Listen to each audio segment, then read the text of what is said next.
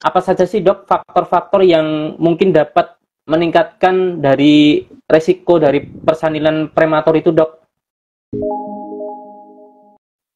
Ya, oke.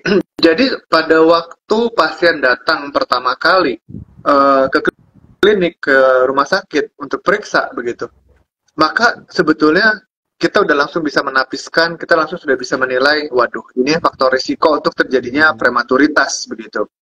Contoh paling sering yang sering kali diabaikan mengenai prematuritas adalah pada waktu pasiennya datang obesitas begitu loh.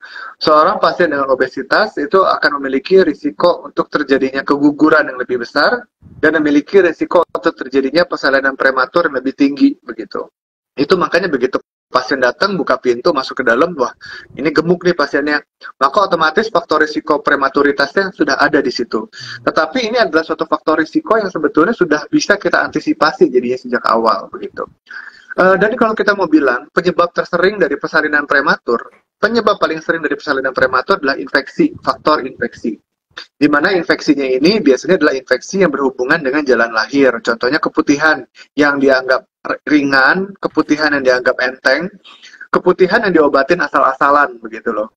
Kita seringkali melihat kasus-kasus di mana pasien-pasien yang keputihan itu akhirnya dapat obatnya bukan dari dokter tetapi dari Google gitu loh.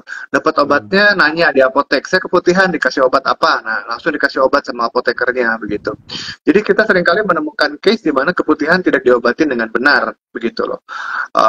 Apalagi keputihannya nggak pakai periksa, cuman pakai platform online aja gitu loh. Nanya saya keputihan, langsung dokter dokter online-nya ngasih resep tanpa ngelihat keputihannya kayak gimana, tanpa melakukan pemeriksaan laboratorium, dan ini mengakibatkan pengobatan keputihannya menjadi tidak optimal dan biasanya berujung dengan keputihannya balik lagi dan terjadilah persalinan prematur begitu.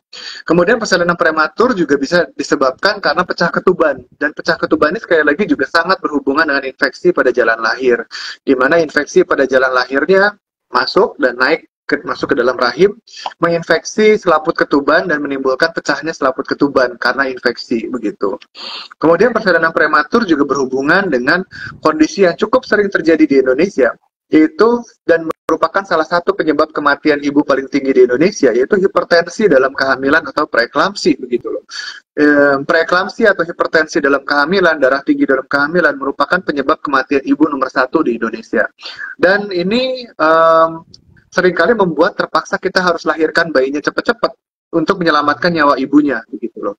Jadi ini juga penting bahwa kondisi ibu yang berisiko untuk mengalami preeklamsia atau mengalami hipertensi dalam kehamilan itu juga merupakan ibu yang berisiko untuk melahirkan bayi prematur atau akan melahirkan secara prematur begitu. Kemudian yang keempat juga kita melihat bahwa ibu-ibu yang sudah pernah melahirkan anaknya secara prematur sebelumnya, maka besar kemungkinan kehamilan berikutnya juga akan lahir prematur.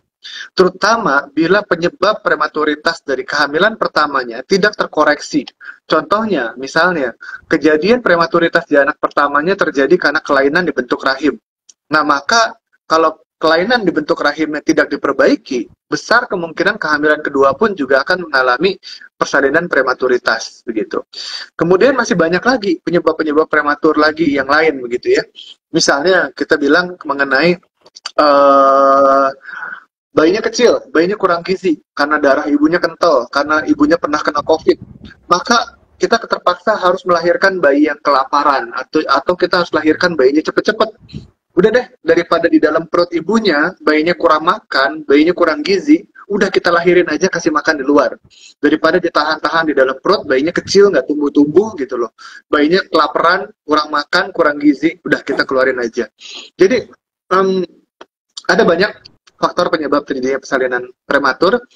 Bahkan kadang-kadang persalinan pun juga kita harus lakukan secara prematur. Artinya sengaja nih dikeluarin lebih cepat sama dokternya karena kondisi tertentu seperti hipertensi atau bayinya kurang gizi atau pecah ketuban duluan begitu. Jadi itu contoh-contoh dari hal-hal yang menimbulkan terjadinya persalinan prematur begitu.